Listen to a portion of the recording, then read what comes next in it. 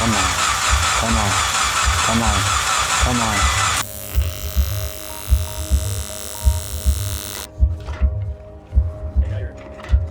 This Evo rebuild was a nightmare, but today, she finally breathes.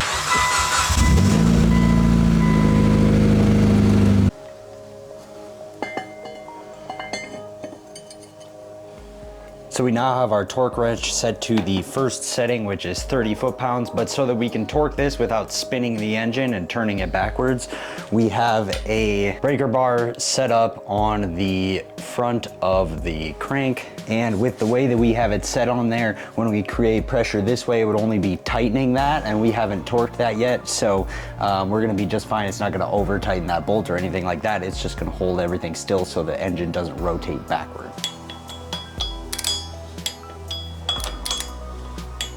Everything's 30. Now we just have to bring it up to our final spec, which is 96. So that's all of our flywheel bolts now at 96. They are torqued. Now it's time to install the new clutch. So we did already clean the flywheel surface. We want to make sure to clean this pressure plate surface as much as we can.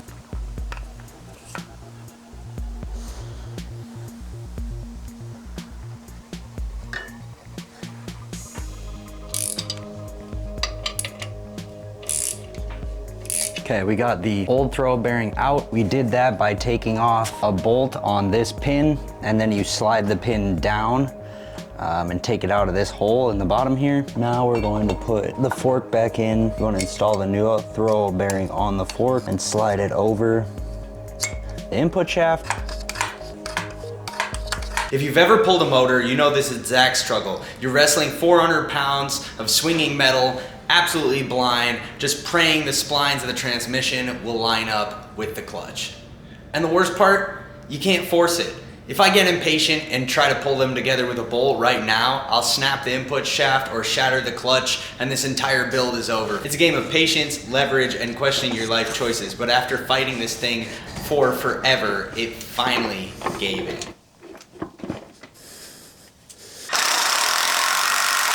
One more extremely vital piece that we must do with the trans is we must take the shifter fork here, push it back like that, and then you hear the click, and that is your throwout bearing, because this is a clip style throwout bearing. So you need to make sure that that connects.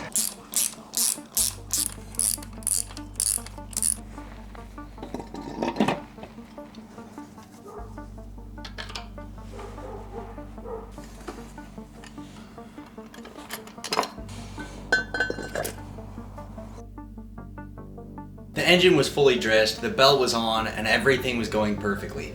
All I had to do was bolt up the turbo.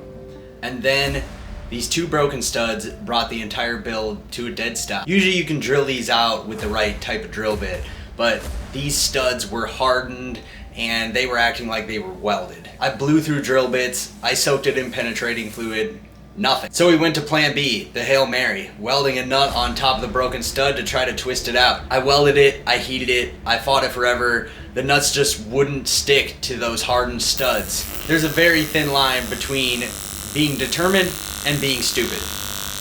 I crossed it about 2 hours ago.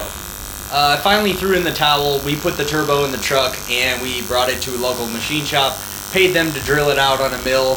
Sometimes the best tool in the garage is to take it somewhere else. And honestly, it was worth every single penny. Now let's get this engine in the Evo. All right, so now we're coming down to the most important part of this entire build. Everything's been dressed on the engine. We finally got the turbo on after getting the studs out. It was extremely frustrating. I had to take the manifold back off to put the turbo onto the manifold before I could put it on the engine, because I forgot that that was the process. So a lot more work for me, but now this engine is finally going to go inside of this car, and we are going to get to try to start it and see if all of my work was for nothing or if it's gonna go.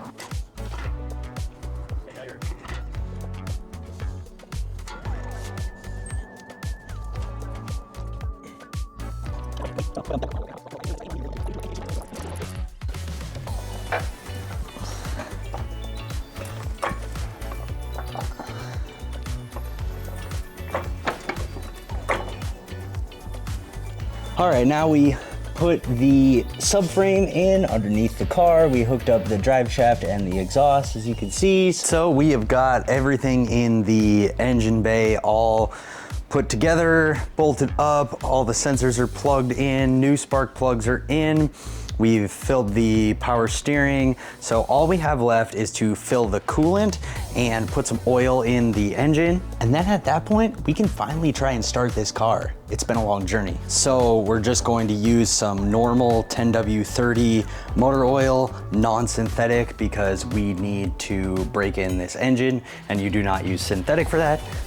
Also, because we're gonna break it in, we are going to use a zinc supplement for the first start.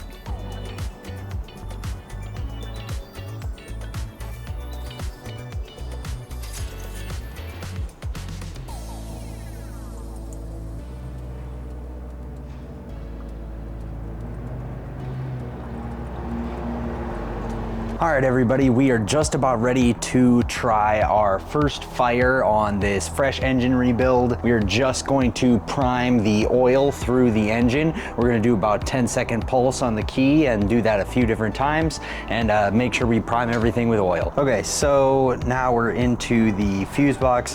What we are supposed to do is pull 20 and 21. It looks like we don't have 20, so the pump is probably getting power from the battery somewhere else, and then they pulled this fuse.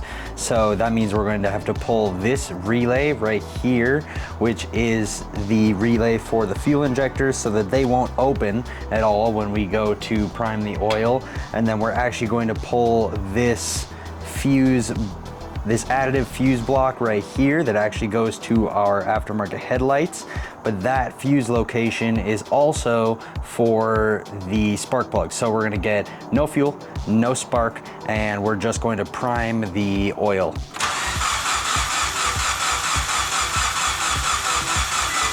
All right, so now we've rolled it over 3 times for 10 seconds, so we should have primed the oil. We're going to pull the dipstick and make sure that when we push the oil through the system that we don't need to add more. Nope, we look good there. Okay, so now we're gonna hook everything back up in the fuse box. So now I'm gonna go grab the computer and I'm gonna throw it in the passenger seat. I'm going to load the bass tune onto the car so we can try our first start. So let's put Chag's bass tune onto the Evo.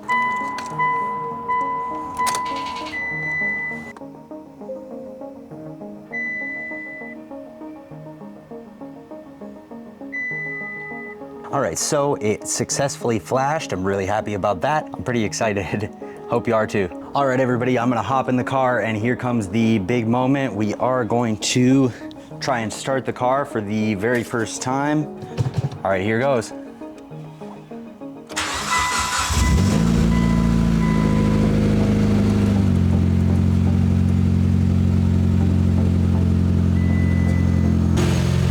Oh my God, it started. Seriously, that was the first try, I absolutely promise. I'm so excited the Evo started.